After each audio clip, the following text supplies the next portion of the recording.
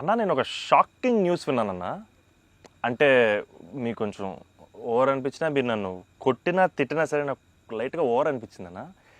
అంటే ఏంటి వేరే స్టేట్స్ నుంచి కూడా స్విగ్గీ చేసుకుంటున్నారని బయట టాక్.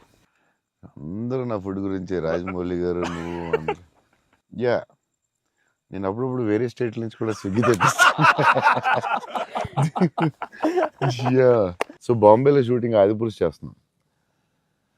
చేస్తుంటే ఓం రావుతో అందరూ కూర్చున్నాం. అందరూ చీట్ మీల్ ఆ రోజు సీరియస్ స్పెషల్ ఏం చేద్దాం, బాంబే కాదు నీకు స్పెషల్ ఫుడ్ తెప్పిస్తా అన్న.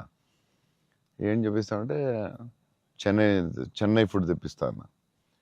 ఓకే అయితే చెన్నై ఫుడ్ అని చెప్పి వెయిట్ చేస్తున్నాడు. 10 అయింది, 9 అయింది, ఏంటిది ఫుడ్ రావట్లేదు, నువ్వు ఇవన్నీ తినకు, ఈరోజు చెన్నై ఫుడ్ తినాలని. సరే ఓకే వెయిట్ చేస్తున్నా. 2 hours అయింది, ఇంకేంతసేపు అనండి. ఉండి మరి రావాలి కదా, వస్తుందండి. ఎక్కడి నుంచి వస్తుందండి? చెన్నై నుంచి వస్తుంది. చెన్నై నుంచి రావడం ఫుడ్. నేను ఇంకా చెన్నై అంటే తమిళ ఫుడ్ ఉంటాయి కదా, తమిళనాడు ఫుడ్, ఆంధ్ర ఫుడ్ అలా ఉంటాయి కదా. లేదు చెన్నై నుంచి ఫుడ్ వస్తుంది.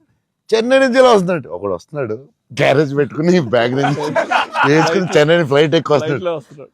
అదేంటది చెన్నై మరి వేడిగా రావాలి కదా టైంకి.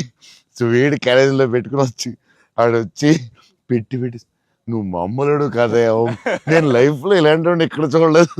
చెన్నై నుంచి క్యారేజీలు పెట్టుకుని ఆ మసాలా స్మెల్ వేసుకుని ఫ్లైట్లో పెట్టి రావాలి వేడిగా. ఆపం విడియాపం అవి చాలా మిస్ అవుతాను. ఇక్కడ కూడా మనకు దొరుకుతాయి కానీ అక్కడ ఫీల్ వేరే. సో పాయా బిర్యానీస్ అక్కడ వేరేగా ఉంటాయి. మన హైదరాబాద్ బెస్ట్ బిర్యానీ, కానీ చిన్న టమాటో ఫ్లేవర్ అది వేరేగా ఉంటుంది అది.